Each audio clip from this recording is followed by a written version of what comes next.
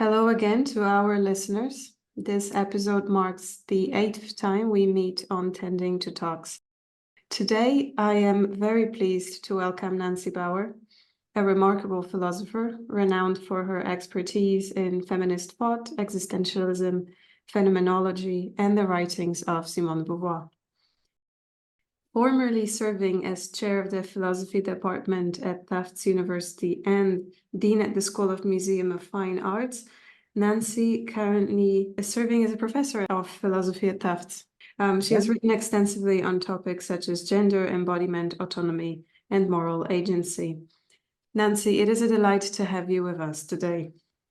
Given your extensive experience across various academic departments over the years, would you be willing to share with us just an overview of your academic interests and how they have evolved in response to different environments and roles you have filled? Specifically, I'm curious about your inception into philosophy and feminism. What is Nancy Bauer's story? Well, thank you so much for having me here. Really excited, Anna. Very happy to be in conversation with you. So I had a sort of unexpected path in my life. If you had told me that I was going to be a philosophy professor when I was even in my 30s, I would have laughed. But I guess my late 20s. But I ended up doing that in a very sort of circuitous way. I was an undergraduate at Harvard University. I was the first student from my high school to go to Harvard. I found it very intimidating and very difficult to maneuver. But early on in my time there, I became an editor of the Harvard Crimson, which is as close to a professional newspaper you can get and not be actually a nonprofit. And I was the managing editor of the Harvard Crimson, and I spent almost my entire time getting the daily paper out. We published 6 days a week, and we did everything. We ran the presses, we did all the reporting, we were an independent unit on the Harvard campus. We raised money. It was almost like having a job. And when I finished Harvard, I immediately took a job at the Boston Globe as a reporter. And that experience changed my life in a way that was initially bad and then a little bit better as my eyes got opened. Basically, what happened is I was sexually harassed by my boss, who was demanding that I go out on a date with him, who tried once to break into my apartment to get me to have sex with him. And I couldn't believe that that was what the world had in store for me. I mean, I knew it. I already had a feminist consciousness, but I was just stunned that this person did this. I actually reported him, which was unheard of at that time, and two things happened. One is that he was taken off of the beat that he had and put onto something that was less prestigious, so that I had a little victory. The other is I got fired. And I got fired because Boston Globe just thought I'd gone too far, and I was too sensitive. So that kind of changed my whole life. I kind of spent a year or two sort of trying to figure out what I wanted to do, and I eventually went back to school at Harvard Divinity School. And you might say, whoa, where did that come from? And the answer is that Harvard Divinity School is the coolest place on earth. I love it completely. It was the only school I loved with an unbound passion. And the reason is that if you're in the program that I was in, you could take courses in anything at any school at Harvard, and you could put your own program together. And it was glorious. So I learned to read ancient Greek, not well, but well enough that I could work in it. And that's where my formal education really happened. At the end of that time, I really wanted to stay and continue to work, and I ended up getting into the PhD program in religion after that. But I really realized very quickly as I was taking all these courses, that what was really interesting to me was philosophy. So I was one of those people who kind of elbowed my way into the Harvard philosophy department, and that's where I got started. There were a number of people at Harvard, and I won't take this long to answer all these questions, but this will say enough about kind of who I am. I was older than most of the students who were starting in my cohort. I was, 4 or 5 years out of college, maybe even a little bit later than that. I was not afraid. I had these experiences that I had had, as unpleasant at the Globe as they were motivating to me to sort of tell the truth and to really think about, the kinds of harms that were happening to people, in this case, women. And a number of people, because of faculty members in the department, were wary of me because I had gone to divinity school. They thought I was going to proselytize and, stand in the courtyard and like distribute some propaganda. They had no idea what they were talking about. All of this actually, though, made me feel more and more convinced that I wanted to be writing about these matters, such as, this sexual harassment and so forth, and the kind of assumptions that these philosophers were making. So I hung in there. I was older than most of the graduate students, and I didn't have time to be nice. I mean, I was not nice, but I didn't have time to, wait for things to get better. So in some ways I was a rabble rouser. And yeah, and so when I told people that I was going to write my dissertation on Simone de Beauvoir, they said, "Oh, I see you're not interested in going on in the rest of the field." And I was like, no, I'm totally going to go on. I really love working. This is something that's captured my heart and my mind, and I'm so excited about it. And so I did. And so that's basically my story of how I got into philosophy. You were a dean overseeing 2 schools and departments, and then you stepped down from these positions. Your wealth of experience in higher education is quite unique. From your perspective, what are some of the key challenges currently confronting academia? This is Right. also a very broad question, right? But take your time. We have all the time. So what happened is I became a philosophy professor eventually. I got my PhD from Harvard, and I got a job immediately. I was very lucky at Tufts University, which is a couple miles down the road from where Harvard is. So I've been in Boston my entire adult life, although I was Cape Cod reporter for the Boston Globe. So for a couple of summers, I was living on Cape Cod. But I was really, really interested. Um, I became interested in how institutions work. And that is the only reason that when I had been at Tufts for, I don't know, probably 15 years, um, I was asked to be a dean in the School of Arts and Sciences. And I would be responsible for half of all of the departments, programs, centers, institutes at Tufts. So I was going to turn it down. But then I realized, oh, there's so many things I think are wrong at universities, that maybe I should think about it. And in fact, when I talked to the big dean who had given me this offer, she said, "Look, you can come in here and change things. You'll have some power. You can have some influence here." So that is what kind of just reeled me in, so that I decided to look at that. So I spent 10 years as a dean at Tufts from 2012 through 2022, and things were worse than I thought as a faculty member. And there are many, many things that stunned me about how secretive the universities are. And one of the things I tried to do was to sort of educate, or find opportunities to help people who are not deans to understand like how the whole university works. A lot of people are simply not aware. the time that I was a dean was a time when the big unions in the United States were starting to organize adjunct faculty members. The best thing I think I did as a dean in 10 years was to convince my school, Tufts, the whole school, not to contest these unions.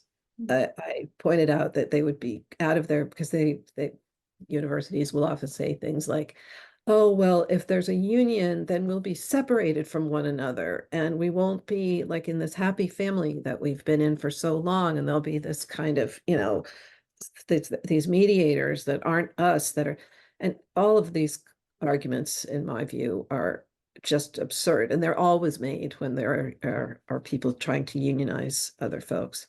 So I actually was delighted to be able to say, yes, everyone will be in a union and you'll get a lot more money. So that even though the school was in horrendous deficit and it was my job to help get it out, it was very, very difficult. But I did not want to do it on the backs of contingent workers, all of whom were wonderful, really, all of them. It was a great situation and it's a great story for me.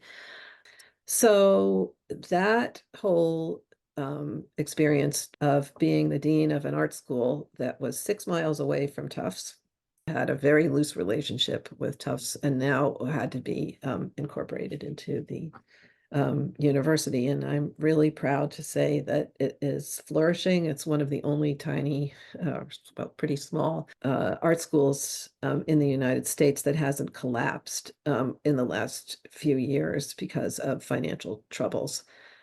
As a philosopher, I've always been a feminist because of the experiences I had before I went to grad school. I'm also really, really interested in how institutions, how they affect people's morale, how they can thwart, even though people are in dean's offices, et cetera, are trying to do the best they can, how we can thwart creativity and cause misery. So that's what I'm writing about now. I'm writing now about what's wrong with higher education. And what I left out is before I did all that stuff, I had written my dissertation on Beauvoir's The Second Sex, and I wrote a book about it. And that was my first book, Simone de Beauvoir, Philosophy and Feminism.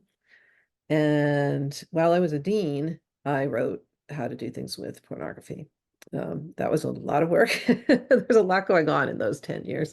And yeah, so and now I'm back in my department trying to figure out the best ways to teach in the current place we're all in, trying to help my colleagues, my students. People's morale at universities is very, at least in the US, is now pretty shaky.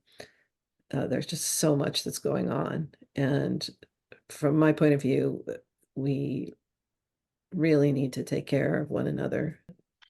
Yeah, I wanted to hear a bit of the behind the scenes story from you before we dig into philosophy, feminism, and objectification. So thank you for that. In chapter 7 of How to Do Things with Pornography, you wrote that philosophy as a discipline is in real danger of succumbing to the temptations of smugness and self-petrification. My question is this: how can we make philosophy more everyday? Like, how can it extend beyond lecture halls? Is there a juncture where abstract contemplations intersect with physical transformative actions? In essence, how can it be more graceful and less smug? I love that word, graceful. Part of the problem, I think, is that philosophy departments do not, as a rule, enjoy the love of administrators. And what that means is that sometimes departments are functioning with not enough money to really do the kinds of things that they want to do.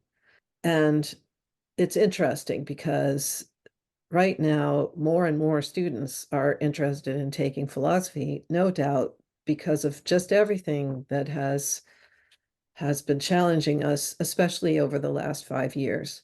I mean, starting with COVID, still an issue in many ways, and has warped in some ways our students and ourselves, and our sense of alienation is, I think, growing in various ways. The precariousness of things is very, very difficult to deal with. And how we are going to move forward from this is yet to be seen.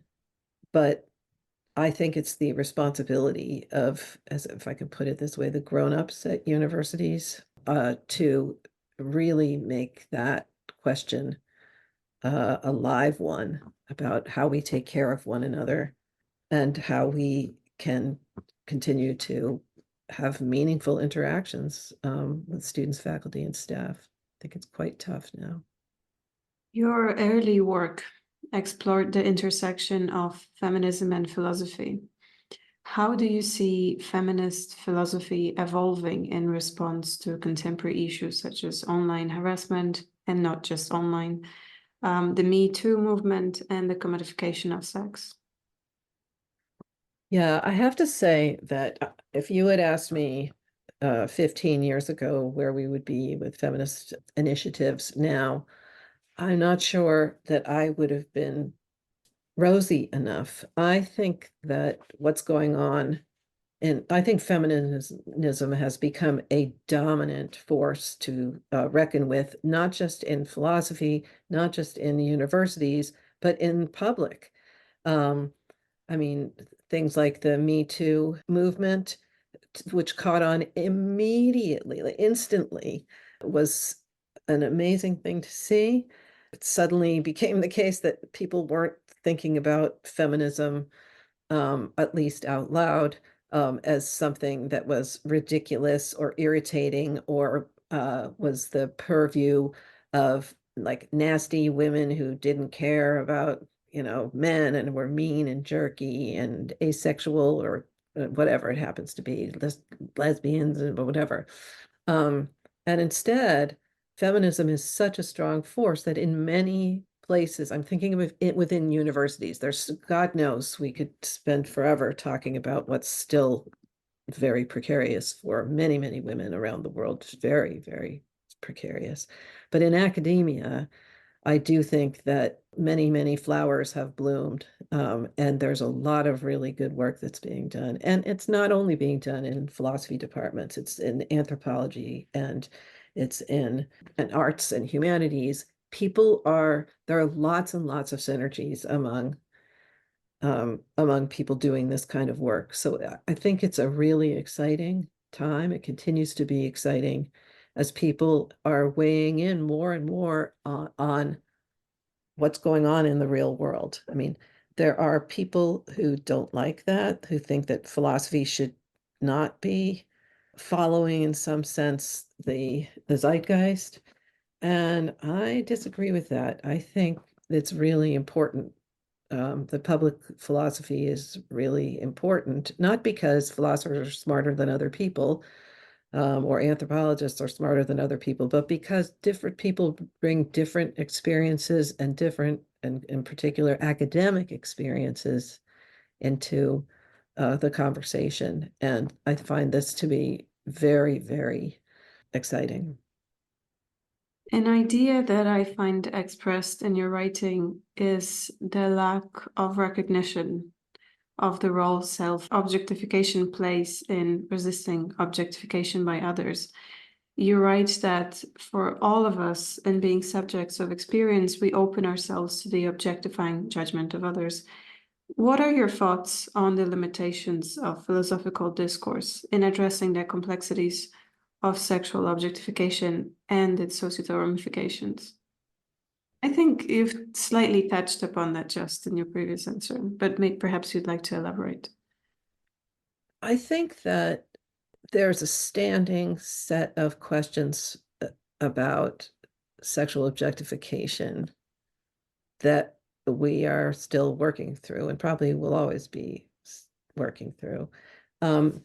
What I mean by this is that it's impossible for any human being to not be readable.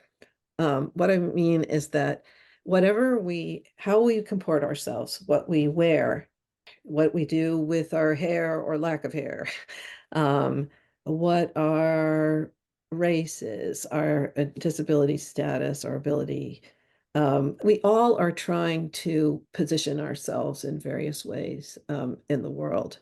And this is very hard to do. And we are not in control, each of us, of what it is that other people think we are. However, in our heads, we sort of know that, well, I'm not going to wear this thing because it would upset these people or whatever it happens to be.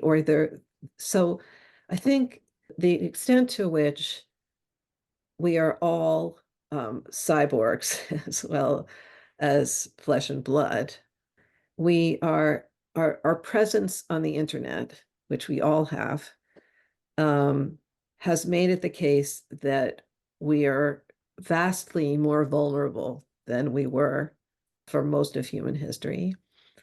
And I think the knowledge that something that you did could be captured in a small film by somebody else and then put onto Reddit or X or Facebook or whatever it happens to be has made us one step away from a wonderful encounter with another person who's halfway across the world or a disastrous hit to one's reputation and anything in between. And this has created for us, I think, a sense of anxiety. This is one of the things I'm writing about now. The kind of angst that the existentialists wrote about, some of them, has become just hyperbolic. And so I'm interested in thinking about that. I think that's a huge change that's happened. I think it's exhausting for many people just to be curating their own image. And you don't have to do that, but not doing that is also doing something, namely refraining from doing that, which is in and of itself an issue. So it's a statement of some sort, Yes, refraining from doing that. right. And I mean, um, I used to be on social media much more than I am now. Most of it's because I just don't feel like it anymore. Um, But, God only knows what would happen if somebody went back and looked at something I wrote 10 years ago and just, even on a Facebook post and would say, this is horrible. Look at this, what you thought at this time. I don't worry about that specifically, but I feel like we all do experience a kind of vulnerability that is relatively new over the last at least 10 or 20 years, and that it's hard, that the privacy has become kind of not a goal of our cultures. So, and there's nothing we can do to, no one person is responsible for it. So it's very difficult to see how that could change. I Yes. feel like the most important virtue, I guess two important virtues in this circumstance are really the ones that I want to talk or just mentioned. And one is compassion, um, and the other is truth telling. And I feel like those two things are absolutely essential if we're not to just destroy ourselves.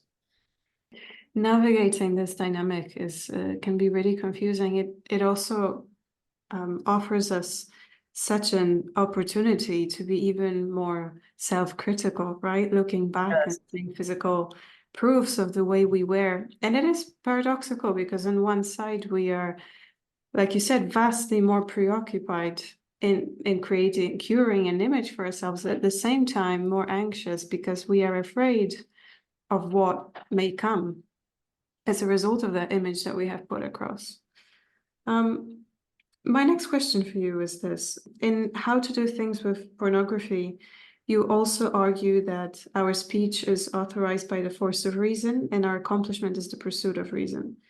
You examine the relationship between pornography, speech acts, and how pornography can function as a performative act. how does pornography function as a form of speech?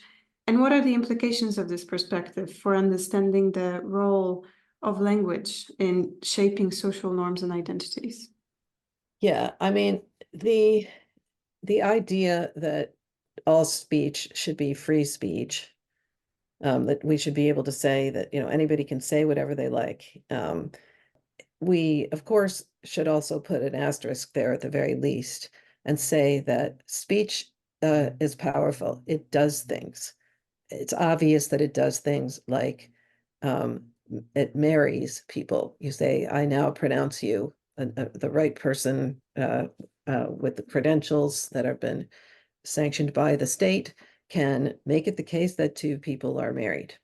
And we need to understand that it's, from decades, people have been talking about how words can wound. That's absolutely true. But all of our utterances, I've argued, would be incomprehensible if they didn't do something and not just say something. So it's not the case that we ever, unless we are speaking nonsense or quoting something for whatever reason, just to quote it, um, what words we use, the words that we have available to talk about our experience are incredibly important. So, like, for example, right now, there are many trans people in the world. There were people who knew that they were misgendered, as we would now put it, for probably all of human history.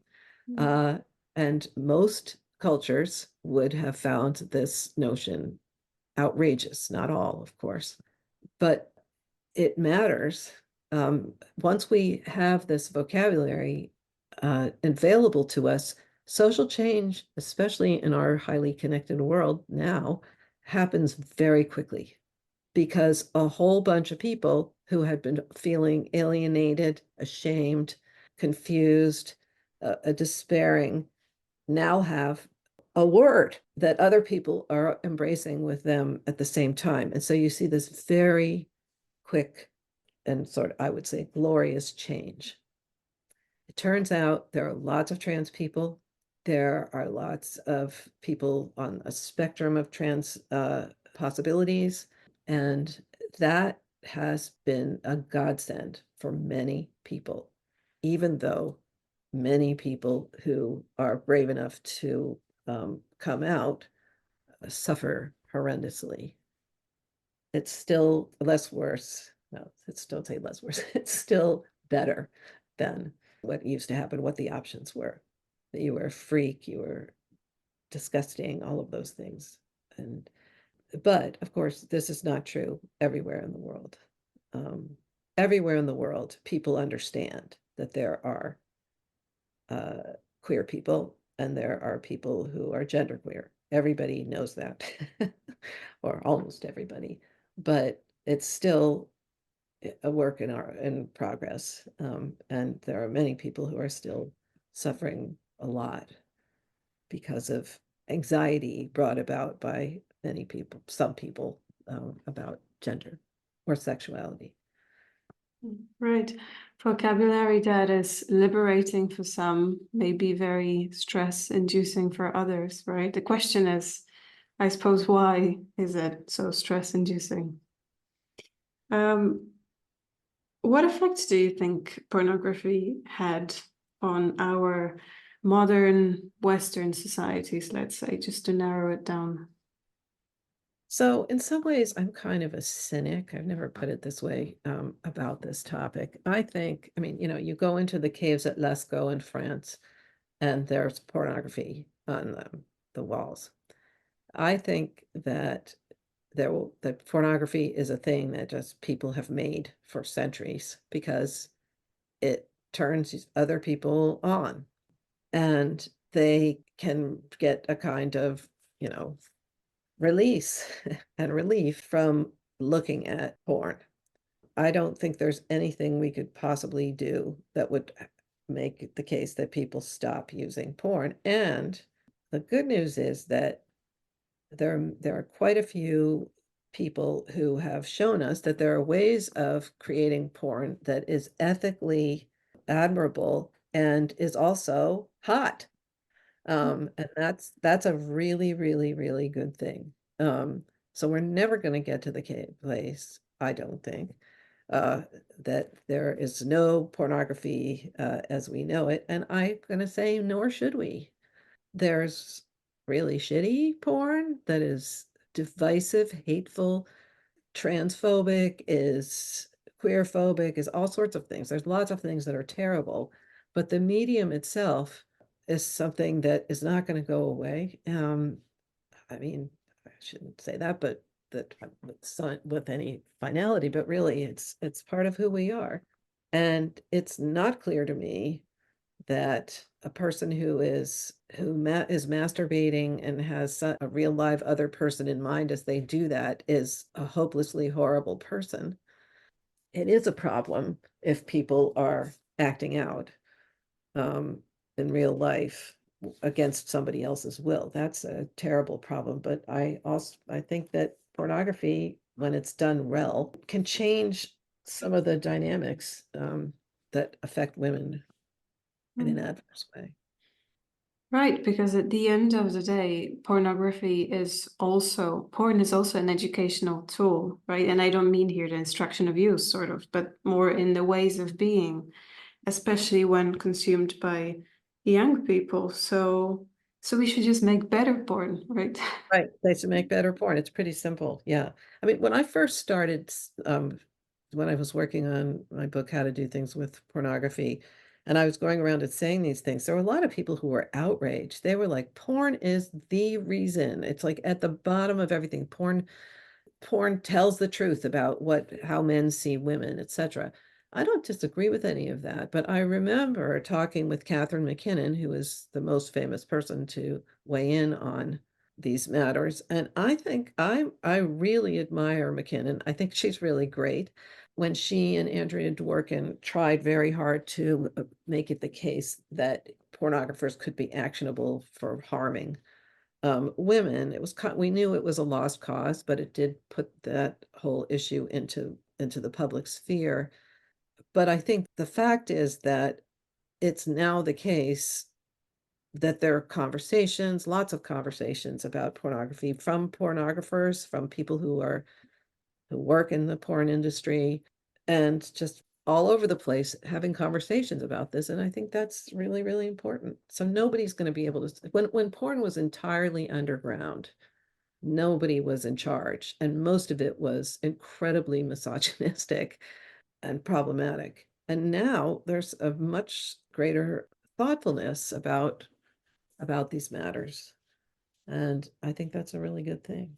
Right, that's the case with most of these things, isn't it? The more we open up to them, the more regulated they can become, the more everyday, the more choice we also have in the way it is produced through our patterns of consumption.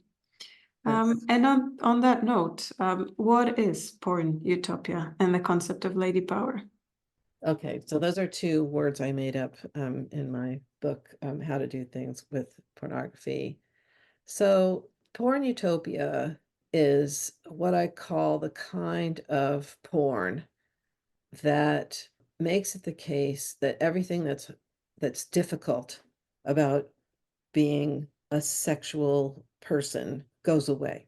So in porn utopia, everything that happens, no matter how depraved or potentially upsetting, is somehow redeemed because what you're trying to do is have an orgasm, so it's okay, and it's all pretend, so it's okay if what you are doing is morally questionable. So the idea is that in the porn utopia, as I put it, everybody, so like in the films that people could look at, or whatever people are mostly not reading anymore, but like some people do, that what happens is all this stuff happens and everything goes well for everyone. Everybody has an orgasm. I mean, there's porn where that of the kind that I am disturbed by, in which somebody porn in which a woman is being beaten just to make in a way that isn't contextualized or whatever. Those kinds of things would be very problematic from my point of view.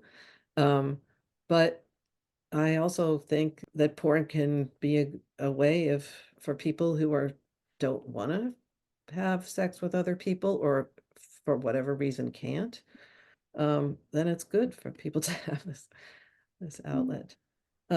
But the idea in porn is that we don't think about ethics. We just think about getting off. And I do think that's not where we want to be. There are more and more people who are strong porn advocates who are showing people how to have ethical interactions with other people that are no less hot, and to some extent for that reason more hot than what we had 10 years ago. And the concept of lady power. Yeah, so this came about when I wrote a little essay on Lady Gaga. And in many ways, I admire Lady Gaga. I think she's a magnificent chanteuse. She's fantastic. And she is a great songwriter, a great performer, good actress. There are many, many things that I liked about her. But when I was writing about her at the time, I was also thinking that one of the things that you're seeing from someone like Lady Gaga epitomizes the woman as someone who's entirely in control and who her control is sexual through and through. And there are hints of S&M in their way of holding authority or wearing of leather or whatever, all of these things. Basically, that was a thing I made up when I was taught when Lady Gaga was really preeminent. And the thing that bothers me is that there's still this connection of sexuality to power that gets, I think, unintentionally rooted in a little bit more. It's hard to say it in a short way. Well, we probably get that from men, don't we? I mean, we follow the patterns of power that we know, right? We reproduce the power that we're familiar with.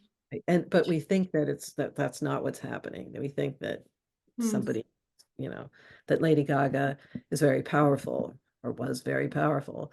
And it's like, it's some power. Yeah. How do you think can individuals and society as a whole engage in a more nuanced and productive conversations about the role and impact of pornography in a contemporary culture? In universities, at least, students really like talking about pornography. They're very interested in it. You can do it with people of all genders, but it's often the case that the boys will get a little bit uncomfortable. I think students are still, and have been for about 10 years, are still in a space in which sex is transactional. It's the same, as in the same way that you would, when you go on a date, then it's understood that sex will happen at the end of it. And there may or may not be some negotiation about what the sex is going to look like. I have talked to many, many students over the years, and some people, talk to their partner, whether it's a one night stand or whatever, about what they want, but some people don't. And there's often alcohol on college campuses that's there in the mix, which makes it a little bit more complicated. As far as I know, our sex education is still wanting in certain respects because everybody just kind of says use a condom and be respectful and don't push yourself on someone. That's what everybody learns in high school, let's say. Then there's more to it than that. How do you get out of a situation that you're uncomfortable with if you're a woman and there's this man who's very pushy and you feel a little scared because they are drunk or what? Because at colleges, a lot of people are drunk when they're having hookups.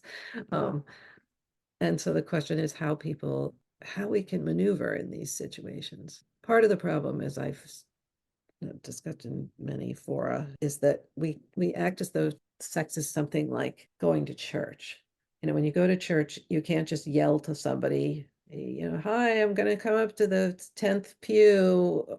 You have to be quiet and you have to be reverent and you have to understand what the rituals are like, etc. And there's also this kind of thing that where people will just think, okay, he took me out to dinner, so I know I have to give him a blowjob in return. So there's this transactional thing that I find very puzzling. And some of it I've heard multiple times from students, and people know I wrote this stuff and they come up and ask me about it. And they can't imagine anything being different. And when I ask my students, like when you have sex with when you have a hookup with someone, are you inebriated or are you, and almost always they'll say, we just go to a party, you see someone that you think looks kind of hot, and you just have sex with them. And like, okay, that's fine with me, but I also just worry that I always ask them, well, do you have, or how often do you have an orgasm? A lot of times they say, I don't, but I like it. It's fun. And of course, I'm like, not going to say, well, it's not okay. You shouldn't like it. But I wish that my students wanted more. Not necessarily even an orgasm or anything, but an experience that was pleasant instead of transactional and sort of messy.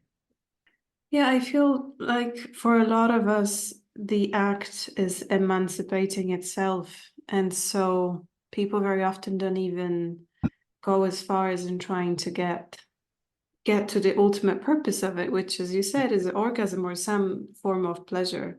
And sex is also so deeply connected with time and money that Yes, sometimes we struggle to navigate all of these connections. And I think it takes a capacity to really be able to read people, to know when and how it can happen. Not everybody can. I mean, most of us probably don't. And like you have also written, it's these whisper thin lines that are very easy to cross. And I feel very often we're not even aware of when they have been crossed. And then we are sort of left to deal with the consequences, which is that's right. mm, That's right. And there aren't templates for that. That's, I think, another way of putting what you said mm, it beautifully. And it made me think that it's like we don't have templates. We know what to do if somebody invites us to, dinner, but we might not know if the somebody is a potential sex partner, as that's what they're looking for, and then what you owe the person for taking you mm. out and paying for your food, what the transactional stuff looks like. And but it is interesting because it's still the case that my students think that the way of being an independent woman is through hookups. So you could, it's not to just say, I'm not going to deal with hookups. Some do, of course they do, but they don't attach it as do many students, women students that I have at least, who say, this shows that, I'm an independent woman. And I, like any woman who's heterosexual, I really want to have orgasmic sex. But like, I don't care that much about the guy. And, we can be just like them and just like looking at, and I'm like, okay. I mean, I have no moral problem with this, but I also wonder, is this really satisfying? Because things like, um, that there are lots of things that are left out of the story. Like, is it the case that this person that you've decided to hook up with and have never met before, is going to be a good sex partner with you? I mean, forget about I'm not talking about morality. I'm Mm. not talking about anything other than the quality of the experience. And it's weird. You wouldn't like go to the movies with someone because, obviously, and everybody who has limbs has the capacity to have an orgasm. So why would you not vet who this other person was? Right, right. It's complicated. Yeah, you wouldn't go to the movies and not know which film you're gonna watch, right? Yes, good, perfect. That's right. Looking ahead, but also looking around your departments, your schools, What do you see as the most pressing philosophical and ethical question, not just surrounding pornography, but surrounding youth culture more generally? In which social areas do you hope to see further exploration and dialogue? You know, I'm a boring person in many ways, and one way is that I'm constantly calling upon a phrase that Wittgenstein used to answer a question like this. What Wittgenstein said about philosophy is that it should be focused around what he calls the pivot of our real need, which I just think is an absolutely beautiful, the pivot of our real need. In other words, one of the things he's doing is asking, what is the pivot of our real need? Or your Nancy, or Anna. I mean, what is the pivot of one's real need? And Wittgenstein is not suggesting there's one thing that's counts as a real need. It should be this thing. You should be whatever it is. It's not like that. But what is the pivot of our real need? And it's amazing how little we ask ourselves that question. And of course, it's because we're thrown, to use a Heideggerian, in the Heideggerian sense, we're thrown into culture. And culture is where we are able to do and not do certain things. But thinking about what the pivot of your real need is, I think is a really great exercise because it's so easy to just wake up one morning and think to yourself, and I certainly have had these moments, like, why did I do all that stuff? I did it because it was in the air and everybody else was doing it. And now I'm wondering, like, what happened? Like, why? And so asking yourself, what really matters to me? And not sometimes I worry because some students are like, well, I have a 15-year plan. I'm going to do this, this, and this. And the thing is, I hope they do this, and this, and this. I get why they're doing that. But it's also the case that that might not all work out for any number of reasons. You could be hit by a car and be in a wheelchair, but you were going to be a runner. I mean, it could be anything. And so I worry about how my generation has left very little space for students in particular to feel cared for and not to have to be just achieving and filling out their life goals and checking them off. And I mean, I'm not saying nobody should have goals, etc., but life is hard and it gets in the way sometimes of our best plans. And so right now, this craze of people really stuck on thinking about those kinds of things, it makes me a little bit sad. Right, there is such a strong cultural element here. We're taught to be in that race, right? We're the chasers. We make these plans. We truly believe when we graduate that the world is just waiting for us, and it wants to hear our ideas, and we're going to be offered so many opportunities. And the reality of that is so different. And this thoughtful contemplation that you're talking about, what is the pivot of our real need, it's just not really trendy yet, is it? Right, so it's not trending. I'm really hoping that it will become trendy. Oh, I good. really am, because I am very much into that. And also that is that is the purpose of this podcast. So hopefully that's on the rise. Good. Nancy, my last question for you is concerning your upcoming endeavors. You have mentioned that you're writing a book on what's the problem with the academia. Are there Yes. any other projects that you could give us a glimpse into? Actually, this is my main project now. I find myself not having a lot that I feel I want to put out in the world about feminism. I think feminism is incredibly strong, as I said before. I do think, apropos of this penultimate thing I was just talking about, that some of the ways in which women in college are thinking about their sexual satisfaction still needs, the world could still be better on that front. But the thing I'm working on now is what's wrong with higher education, as I did say. And I think there is a lot that is wrong. But the major thing that is wrong is the lack of transparency. And in fact, the very notion of transparency is in some ways a way of avoiding talking about what we don't know. Um, I think there should be a far less secretive culture in universities than there is now, and that there should be a lot more collaboration and a lot less hierarchy, a lot less hierarchy.